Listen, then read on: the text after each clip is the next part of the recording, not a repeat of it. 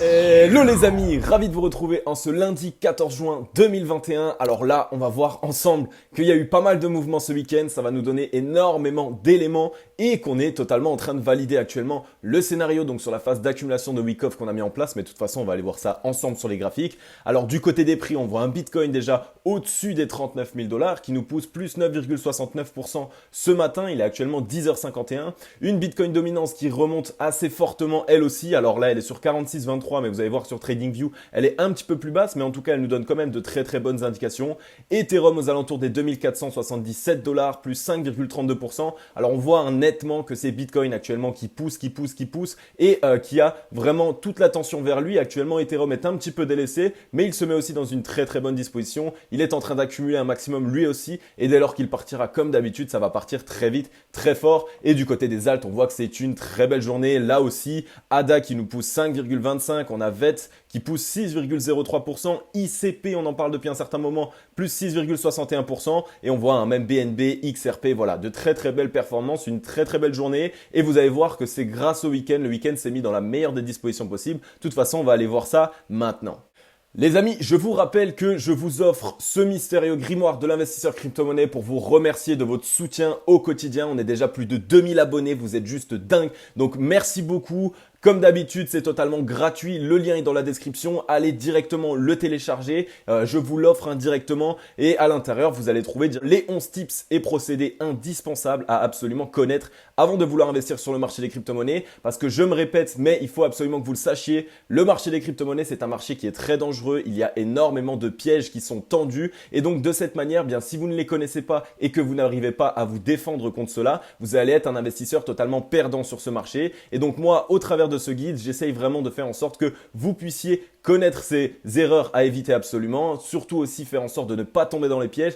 Et la grande partie vraiment qui est très importante, ça va être de mettre en place un plan d'action et un plan d'investissement. Donc si vous n'avez pas de plan d'investissement et même si vous en avez un mais que vous cherchez à le peaufiner, eh bien téléchargez directement ce mystérieux grimoire. À l'intérieur, je vous apprends à mettre en place un vrai plan d'investissement et donc de cette manière d'essayer de vous prémunir un maximum du risque. Donc allez-y, le lien est dans la description les amis comme d'habitude. Rapidement, du côté de YouTube, on est plus de 2000 abonnés, donc merci beaucoup à tous et à toutes. C'est vraiment grâce à votre soutien qu'on avance aussi vite. Donc plus de 2000 abonnés, c'est juste dingue. J'aurais jamais pensé qu'on irait aussi rapidement. Donc je vous vois tous, hein, vous le savez, tous vos likes, vos commentaires, vos partages. C'est vraiment tout le temps une partie de bonheur. À chaque fois que ma vidéo a été publiée, j'ai énormément de très bons commentaires qui valident, on va dire, mes actions, qui valident mon contenu. Donc merci beaucoup à vous. Vous êtes vraiment les best du best. On va avancer ensemble, hein, petit à petit, on va aller de plus en plus haut, on va aller de plus en plus loin. Tout ça, c'est grâce à vous les amis. Donc comme d'habitude, n'oubliez pas le petit like et le gros commentaire. Et comme d'habitude aussi, dans les commentaires, je réponds à tout le monde. Donc si vous avez des questions, si vous voulez me parler d'un projet ou que vous souhaiteriez que j'analyse un de vos projets dans une future vidéo, eh bien écoutez, n'hésitez pas, je suis là pour ça. Ok, cette fois-ci, on va sur un indicateur que je ne vous ai pas encore présenté, qui sont simplement les Open Interest, et ils sont vraiment très intéressants, comme son nom l'indique. Pourquoi? Simplement parce que voilà, là, je nous ai mis en juillet, le 2 juillet, donc environ à la fin du mois, il reste environ 15 jours. Rappelez-vous, pour moi, selon moi actuellement, dans notre plan d'investissement, on est dans une phase d'accumulation de Wyckoff et on est en train, entre guillemets, de la quitter puisqu'on commence à aller vraiment vers cette tendance haussière. Mais on va aller voir ça ensemble sur les graphiques. Et on le voit, on a un spike ici au niveau du 2 juillet du coup qui est aux 44 000 $. Alors rappelez-vous, on est actuellement aux alentours des 39 000 $. Et donc un spike d'ici 15 jours qui est toujours aux alentours des 44 000 $. Et ce qui pourrait nous dire que voilà, ça pourrait présager évidemment une fin d'accumulation et donc un mouvement haussier qui pourrait arriver très prochainement pour essayer d'aller valider, on va dire, ces open interest. Le max print price qui lui est actuellement aux alentours des 38 000 $, donc on est en train de le dépasser et on est en train petit à petit d'essayer d'aller chercher tous ces strikes qui sont mis en place. Donc ça, c'est aussi une très très bonne indication et ça peut aussi nous dire évidemment que les institutionnels vont essayer vraiment de faire pousser le prix à minima aux 44 000 pour essayer d'aller valider cet intérêt. Donc ça va être aussi très intéressant et il va falloir suivre ça un maximum. Et comme on le voit, si vraiment par exemple on devait aller fin juillet, le 30 de fin juillet, on a toujours un énorme spike aux 100 000 dollars en fin juillet. Alors je ne vous dis pas qu'on va aller l'atteindre, hein. Selon moi on ne l'atteindra pas, ce sera bien trop rapide, mais il y a toujours des possibilités et ça va toujours à minima essayer d'aller chercher des points plus hauts actuellement. On voit qu'on a un cours qui est toujours soutenu, on voit qu'on ajoute de plus en plus de calls pour cet open interest aux 100 000 dollars directement. Donc là pareil, ça nous donne des indications peut-être d'une phase de retournement et qu'on aurait peut-être fini enfin cette phase d'accumulation.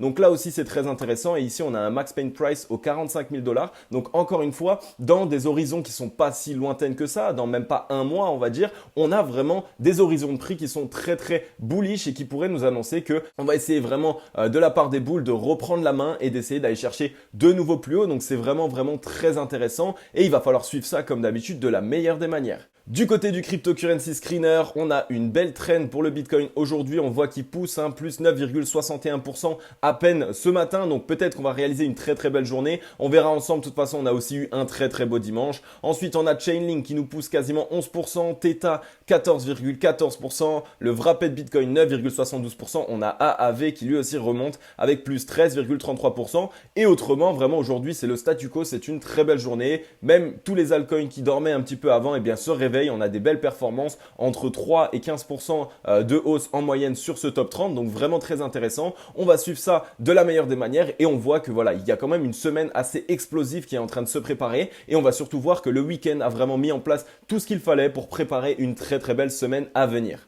Du côté du Scalpex Index, on est sur quelque chose de très intéressant. Alors un Crypto Fear and Greed dans la peur, dans le 28 qui remonte petit à petit, on commence de plus en plus à remonter. Donc là, comme d'habitude, pourquoi est-ce qu'on remonte sur le Crypto Fear and Greed? Simplement parce que les whales ont sans doute fini d'accumuler. Donc sur cette phase d'accumulation, ils ont sans doute fini d'accumuler et du coup, on essaye de ne plus faire peur à la population. On a récupéré très largement assez de liquidités, donc on n'a pas besoin de faire shorter et faire vendre encore un maximum. On est en train d'essayer de récupérer des prix, on va dire, qui sont des points de pivot total pour essayer de reprendre la main de la part des bulls. Un social index sur up, un market order flow en recherche de vente ce matin. Donc là, on va voir qu'on a eu un samedi et un dimanche très intéressants. Alors au niveau de la bougie de samedi, on a une bougie qui a été totalement bear. On va dire que c'est largement les bears qui avaient la main sur la journée de samedi. On l'a vu déjà dès l'ouverture, dès le matin. Il y a eu directement une très grosse poussée, donc énormément de ventes. Et c'est ce que je vous explique. En ce moment, on le voit lors du week-end, on a souvent un samedi qui est assez correctif et qui est pour les bears simplement parce qu'on a vraiment cette impression qu'il y a énormément de prise de profit le samedi directement. Donc on le voit que généralement, on a un samedi qui est assez correctif à minima jusqu'à 13h, 14h, donc jusqu'à à peu près l'après-midi. Et dès lors qu'on entre dans l'après-midi, on est légèrement racheté. Donc on va dire que les personnes commencent à se positionner légèrement. Et donc voilà, on n'est pas allé toucher n'importe quoi. Hein. Comme d'habitude, on allait toucher ici cette borne basse de notre range d'accumulation qu'on était revenu chercher. Donc on est allé ici le valider en tant que support. Et donc c'était aussi très intéressant. Par la suite, on a eu un dimanche qui a légèrement corrigé sur le matin. On est allé ici faire un petit point bas aux 34 856 $. Et boum! Par la suite, on a eu un énorme mouvement, beaucoup d'achats, énormément de personnes qui se sont positionnées. Ça, c'est un énorme coup des whales dans tous les cas. Le week-end, vu que les institutionnels ne sont pas présents sur le marché, eh bien, c'est les whales, voire les investisseurs particuliers. Mais moi, je pense vraiment que c'est les whales qui, là, ont racheté un grand maximum pour vraiment lancer un mouvement et un signal d'alerte pour cette semaine. Là, on est actuellement sur une bougie énorme d'indécision. Donc, on est exactement sur un doji. On est exactement au niveau de la borne haute de ce range aux 39 100, 39 200 $, comme je vous le répète. Donc comme d'habitude, le but ça va être vraiment d'aller s'affranchir de ce niveau avec du volume. On voit qu'on est actuellement juste les fesses dessus, donc ça peut nous permettre tout simplement de rebondir directement dessus et par la suite d'aller chercher un nouveau plus haut. Évidemment, il va falloir s'en affranchir. La journée d'aujourd'hui va être une journée très intéressante parce que si on venait à être rejeté et que les bears venaient à prendre la main sur la journée d'aujourd'hui, eh bien alors là, dans ce cas-là, ce serait directement la porte ouverte à nouveau à minima à ce niveau de borne basse de range. Donc il va falloir suivre ça de la meilleure des manières, mais on voit que voilà, aujourd'hui il commence à y avoir quand même les boules, ils commencent à essayer de prendre la main. On voit qu'il y a de très très belles performances qui se mettent en place. On voit surtout que ce week-end a été très intéressant puisque la journée de samedi a été totalement ravalée par la journée de dimanche et donc on a eu une très très belle bougie qui donne évidemment des indications boules et qui montre que les boules sont en train de reprendre la main et que dimanche ils se sont largement positionnés. Donc normalement, je pense qu'on va avoir une semaine très explosive et qui pour l'instant par rapport à ce qu'on voit nous donne énormément d'indications pour les boules. Donc on va aller voir ça de toute façon ensemble sur les graphiques directement. Ok, on est du côté du graphique, comme d'habitude, on est dans notre scénario, donc dans la phase d'accumulation de Wyckoff en 1 heure. Donc oui, ça a choqué énormément de personnes. Oui, beaucoup de personnes m'ont parlé dans les commentaires en me disant mais c'est pas possible de faire une phase d'accumulation sur Wyckoff en 1 heure, les whales ne regardent pas ces unités de temps-là. Après, j'ai aussi entendu on n'est pas dans la phase D, c'est impossible, on est encore dans la phase C, il y a un spring encore à aller réaliser, etc. Pour l'instant, moi je trouve qu'il se met très bien en place ce scénario, puisque voilà, on le voit hein, ici, on est allé chercher ici un top. On voit qu'on est ici au contact de l'AR. Donc l'AR, c'est simplement ici une zone de résistance assez importante dès lors qu'on était dans l'accumulation juste en dessous. Donc on voit ici qu'on est directement à son contact. Hein, l'AR qui est actuellement aux 39 702 $. Donc il va falloir aller s'en affranchir si on veut vraiment essayer de rentrer dans la phase E. Donc il va être simplement la phase de hausse après la phase d'accumulation. Je me répète, mais je préfère vous l'expliquer. Pourquoi est-ce que selon moi, nous sommes dans une phase d'accumulation de Wyckoff? Simplement parce que les whales ont vraiment ce besoin d'accumulation. On voit qu'on rentrait ici indirectement d'une phase totalement corrective. Donc dès lors qu'on rentre dans une phase corrective, par la suite, il faut de l'accumulation pour pouvoir relancer le cours. Alors pourquoi est-ce qu'on l'a en unité de temps 1 heure et donc une unité de temps assez courte? Simplement parce qu'il y a énormément d'indicateurs long terme qui sont vraiment à l'aube d'aller cross bear et donc de nous donner des indications totalement bearish. Et donc de cette manière, il a fallu vraiment mettre en place un plan d'action de manière rapide, de manière concrète, mais quand même laisser le temps et la possibilité aussi évidemment aux whales de pouvoir tester la demande. Hein. Donc sur ce type de zone-là, on teste la demande et c'est exactement ce qu'il est en train d'être réalisé. Et sur le spring, on voit qu'on a eu une explosion très rapide. Donc les whales se sont dit, ok, la demande est largement présente. On a eu énormément de rachats. On voit qu'on a des rebonds très rapides dès lors qu'il y a une correction. Donc c'est bon, on n'a pas perdu les boules. Donc de cette manière, on peut relancer la chose. Et c'est sans doute pour cette raison aussi que dimanche, on est parti très rapidement et très fortement vers le haut parce que les whales ont mis un dernier coup de turbo, se sont positionnés une dernière fois pour vraiment accumuler un maximum et donc durant toute cette phase qui a duré environ 1 mois et demi, eh bien il y a eu une accumulation énorme qui s'est mise en place et je pense que maintenant le cours commence à retranscrire donc cette accumulation dans le prix directement. Donc c'est vraiment très intéressant, c'est à suivre, on voit qu'on est actuellement sur des niveaux qu'on est en train de travailler un maximum. Ce niveau de résistance qu'il va falloir aller passer parce que si on venait à être rejeté, alors là évidemment ça nous permettrait directement d'aller souffler et d'aller chercher des points un petit peu plus bas, mais c'est pas ce que je préconise actuellement. On va zoomer pour aller voir un petit peu ce qui se fait réellement sur le cours actuel. Alors on voit que voilà, on a ici des zones qui se font de la meilleure des manières. Donc ici on a pas mal poussé sur le 13 juin, donc sur la journée d'hier, on a pas mal poussé. On voit qu'on a eu que des très belles bougies. Alors on voit qu'on avait commencé avec un léger volume qui était sur le retrait. Ça pouvait donner une indication qu'on n'avait pas assez de force pour pousser, mais finalement sur cette toute dernière bougie, il y a eu un énorme spike de volume de la part des acheteurs et on voit qu'au niveau des volumes, les volumes acheteurs se réveillent totalement ici. Il y a énormément de volumes acheteurs qui commencent à se mettre en place, donc c'est très intéressant. On voit que les acheteurs commencent à bétonner, commencent largement à reprendre la main. On a une phase d'accumulation vite légère ici, juste en dessous de ce niveau ici de l'AR, comme je vous l'ai dit, aux 39 700 $ environ, et donc ça nous permet vraiment d'essayer de récupérer de la force pour ne pas partir trop haut et trop rapidement, ce qui ne servira à rien puisque par la suite sinon on rechuterait, mais vraiment ici accumuler de la force et aller casser ici tous ces niveaux. Donc on a le niveau des 39 700 à absolument aller s'en affranchir et par la suite ici on voit qu'on a les 41 688 $ qui sera aussi une zone de test qu'il va falloir absolument aussi tenir et essayer de passer au-dessus. Généralement sur la zone ici des 41 688, on les touche et on a une légère correction et par la suite ici on établit un espèce de scénario de latéralisation pour récupérer de la force pour essayer de s'en affranchir, mais évidemment si on arrive à avoir la force nécessaire, pourquoi pas essayer de s'en affranchir un maximum. Donc les volumes nous donnent une très bonne indication pour les boules. Au niveau du RSI, on voit que voilà, on était allé largement en surachat, on est en train de corriger, on est actuellement ici aux alentours des 65 de RSI, donc on est en train normalement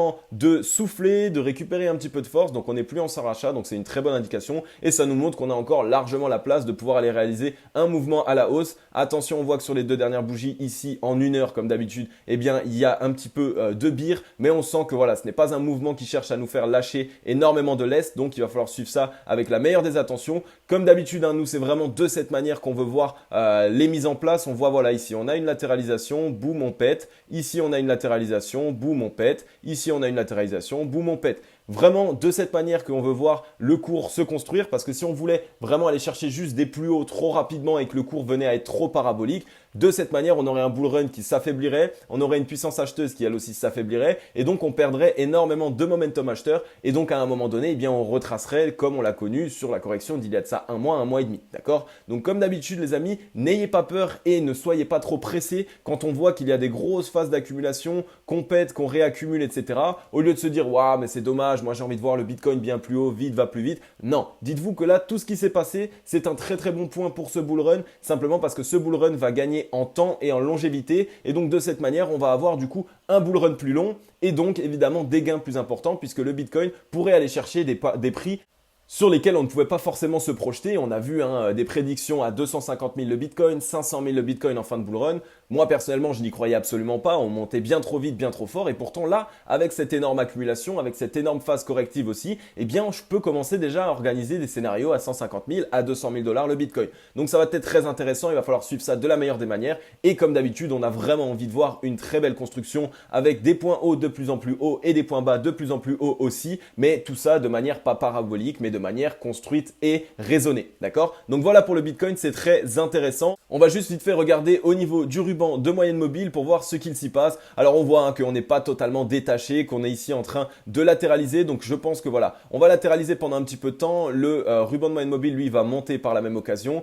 Et donc là, dès lors qu'on sera au contact, peut-être pourquoi pas prendre un pied d'appui pour essayer d'aller franchir à minima ce premier niveau de résistance. Mais pour l'instant, ça se construit vraiment de la bonne manière. On voit qu'on a un ruban de moyenne mobile qui est vraiment bien orienté, qui a l'air de supporter le cours. Il n'est pas très loin, il est ici aux alentours des 38 507. Donc si on venait ne pas avoir la force pour casser ce niveau de résistance, on pourrait simplement venir chercher de la force sur le ruban pour rebondir. Donc franchement, le Bitcoin se construit de la meilleure des manières. Le week-end nous a vraiment très bien introduit pour avoir une semaine très explosive. Donc pour l'instant, les amis, surveillez bien ce qui se passe, c'est vraiment très important. Ensuite, on est du côté de la Bitcoin dominance, comme d'habitude, cet indicateur qui va nous permettre de savoir un petit peu qui est-ce qui va réaliser les meilleurs mouvements. Est-ce que ça va être les altcoins, est-ce que ça va être le Bitcoin et surtout vers où est-ce qu'il faut qu'on regarde. Et donc là, de cette manière, on voit qu'actuellement, c'est vraiment vers le Bitcoin que les yeux sont totalement tournés.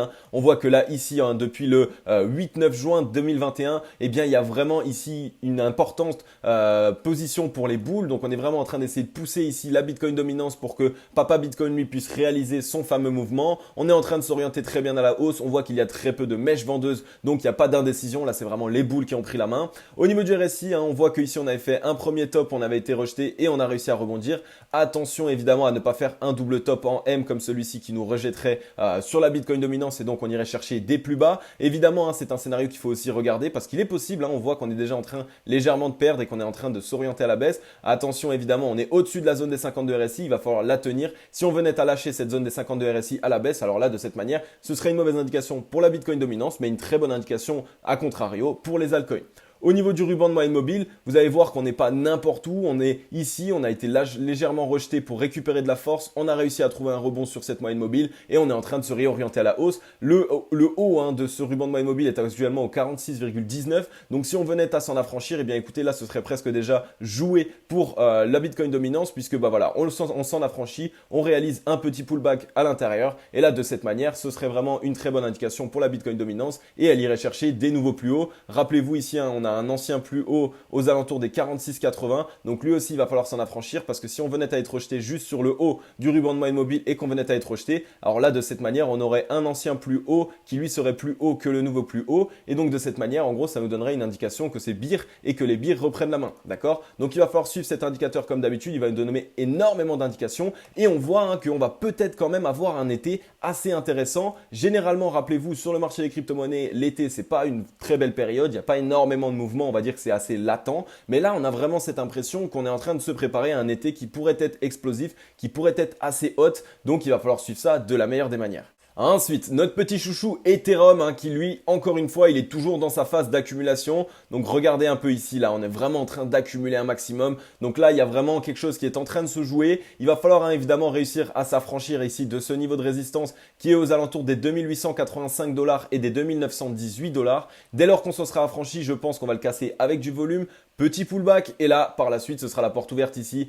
Premièrement aux 3380 $ et après, ce sera 3505 jusqu'aux 3642. Donc Ethereum dans une très très bonne phase actuellement. On voit qu'au niveau des volumes, on est en train d'avoir du volume sur le déclin. Donc ça prouve qu'on est bien dans une période d'accumulation actuellement et que ce n'est pas là juste pour nous tromper. On voit que je vous ai tracé ici cette petite trend qui nous permet de nous maintenir ici depuis l'accumulation, donc depuis le 20 mai 2021. Donc il faut évidemment que cette trend suive et qu'elle ne lâche pas puisque si elle venait à lâcher à la baisse, alors là, ce serait une très très mauvaise indication pour Ethereum. Mais comme je vous l'ai déjà expliqué, en ce moment, les figures chartistes ne sont pas vraiment respectées. Il y a pas mal de figures qui sont cassées à la baisse, qui au final sont réintégrées et donc ça fait un petit peu n'importe quoi. C'est vraiment pour cette raison que je ne cherche pas à vous définir des figures chartistes, mais simplement à vous expliquer ce qu'il se passe réellement. Au niveau du RSI, on voit qu'on est toujours sous cette zone des 50 de RSI. Dans le RSI, on est lui-même ici, on le voit en termes de latéralisation, on est en train d'essayer de récupérer de la force. Donc très prochainement, peut-être, pourquoi pas essayer d'aller s'affranchir de la zone des 50 de RSI, petit pullback et là, essayer d'aller réaliser un mouvement sur Ethereum.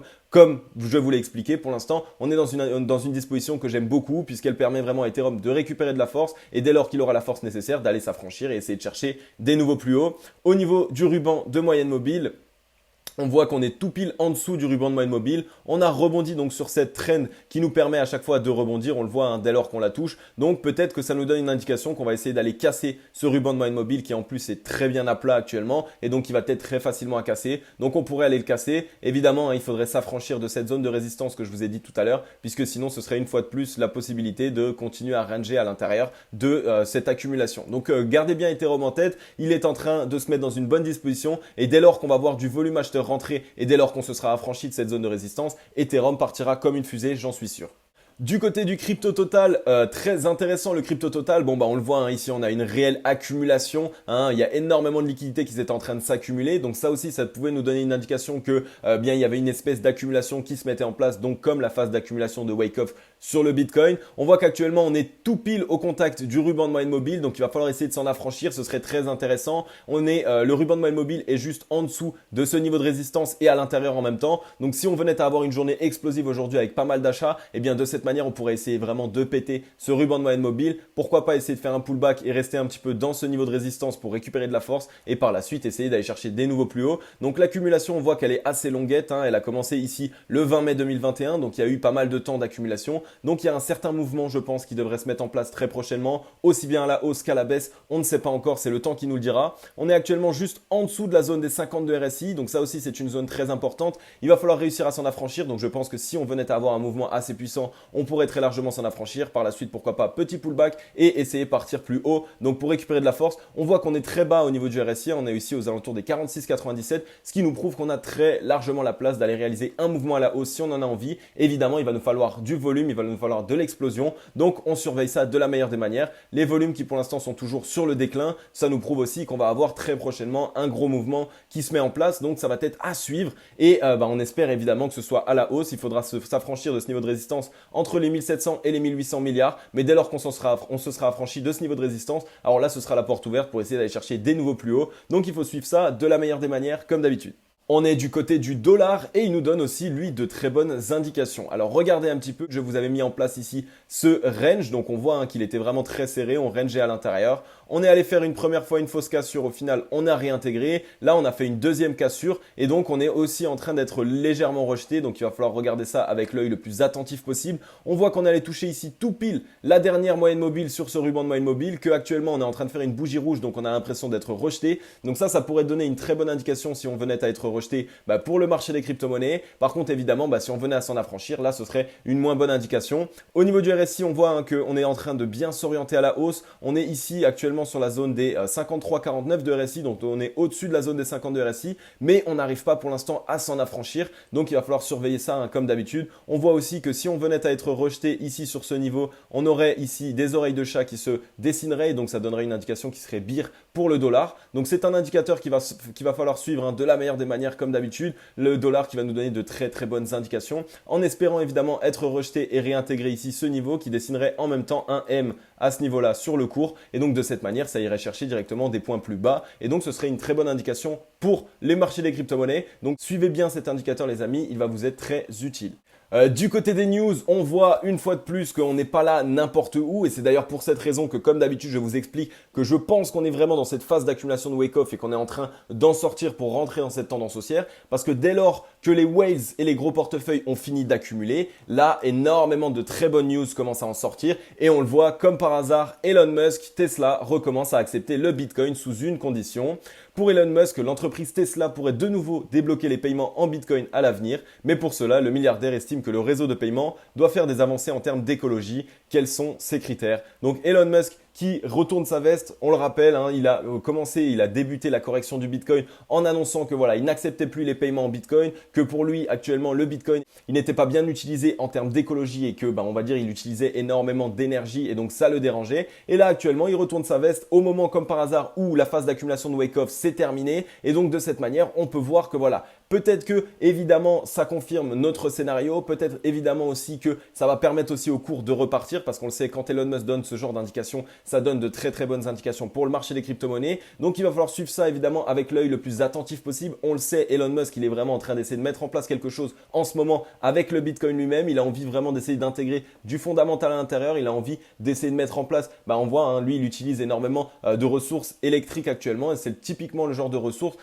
qu'il pourrait utiliser pour essayer de renouveler un maximum son énergie à lui-même qu'il utilise et donc pouvoir essayer de miner du Bitcoin avec sa propre énergie. Donc c'est Elon Musk, il est un petit peu fourbe, il a un petit peu plein de choses en tête, mais voilà, comme d'habitude, au moment où il retourne sa veste, généralement c'est vraiment à ces moments-là où ça se retranscrit sur le prix et généralement il a déjà fini de mettre en place son scénario et son plan d'investissement. C'est la raison pour laquelle il retourne aux bonnes news. Donc il va falloir suivre ça. De toute façon, on va en reparler, je suis sûr, très prochainement. Cette fois-ci, on est du côté de Ethereum, donc 23% de tous les Ethers sont désormais verrouillés dans des smart contracts. Une preuve de l'utilisation croissante du réseau Ethereum, 23% de tous les Ethers ETH sont maintenant verrouillés dans des smart contracts, dont un quart sur la Bitcoin Chain. Donc ça, c'est une énorme indication pour Ethereum, simplement parce que ça prouve que le projet est très largement soutenu par les investisseurs. Vous imaginez tous les Ethers qui sont actuellement mis en distribution, tous les Ethers qui sont distribués et qui sont possiblement détenus par des investisseurs sont actuellement bloqués. On ne sait pas pendant combien de temps est-ce qu'ils vont être bloqués. On ne sait pas quand est-ce que Ethereum 2.0 va sortir et on ne sait pas si Ethereum 2.0 va réussir à se mettre en place très bien comme il a dit qu'il allait se mettre en place. Donc ça prouve qu'il y a une énorme confiance de la part des investisseurs envers Ethereum. On voit qu'ils sont totalement bloqués, qu'actuellement c'est pas de l'argent qui va pouvoir sortir. Donc on voit que c'est un projet qui est soutenu sur le long terme et que l'Ethereum 2.0 est vraiment une mise à jour qui est très attendue de la part des investisseurs. Donc Ethereum actuellement c'est un projet qui est en train de devenir colossal, qui est vraiment en train de bâtir des vrais fondamentaux et que on ne peut plus le détrôner. Actuellement il a une confiance type de la part des investisseurs qui est franchement très compliqué à atteindre pour la part d'un projet, surtout en crypto. Donc vraiment, il va falloir suivre ça de la meilleure des manières. Et évidemment, ça, c'est quelque chose qui est très bullish pour le cours de Ethereum, qui pourrait évidemment partir très rapidement prochainement. Donc, il va falloir suivre ça de la meilleure des manières. Vous le savez, moi, je soutiens énormément Ethereum. C'est un projet qui, selon moi, est vraiment juste dingue et qui va énormément apporter pour la vie réelle et la vie virtuelle de n'importe quelle personne, que ce soit moi, que ce soit vous, que ce soit les grandes entreprises, que ce soit les grandes surfaces ou quoi que ce soit. Ethereum actuellement, c'est vraiment un projet incontournable. Donc, n'hésitez pas à regarder ce qui passe sur Ethereum, les amis. Ça peut partir très vite, très fort. Ok les amis, j'en ai fini avec cette vidéo. Comme d'habitude, j'espère qu'elle vous aura plu un maximum. J'ai vraiment kiffé vous faire cette vidéo et vous m'avez fait kiffer comme des fous sur les 2 dernières vidéos. Vous avez bombardé les likes, vous avez bombardé les commentaires. C'est juste dingue. Merci à vous. On est plus de 2100 abonnés. Je ne saurais pas comment vous remercier. Vous êtes les meilleurs. Comme d'habitude, si toi qui regardes cette vidéo, tu n'es pas encore abonné, eh bien écoute, je t'invite à le faire. Abonne-toi, active la cloche, c'est totalement gratuit. Et moi, je te réalise un update de marché par jour dans lequel je t'explique ce que fait actuellement le Bitcoin, je t'explique les news et actualités et je te mets en avant aussi des projets qui vont totalement exploser prochainement. Donc tu as tout à y gagner. Comme d'habitude les amis, merci à vous pour tout ce que vous faites au quotidien. J'espère que cette vidéo vous aura plu. C'était Cryptologique. Je vous souhaite à tous et à toutes une agréable journée ou une agréable soirée. Ciao, bye bye.